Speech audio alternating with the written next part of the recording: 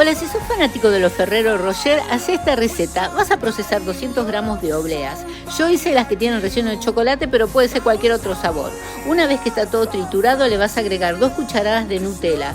Vas a mezclar hasta que se forme como una especie de masa y después vas a tomar una pequeña porción, le vas a colocar una avellana en el centro, formás una bolita y lo llevas a la heladera por aproximadamente 1 hora.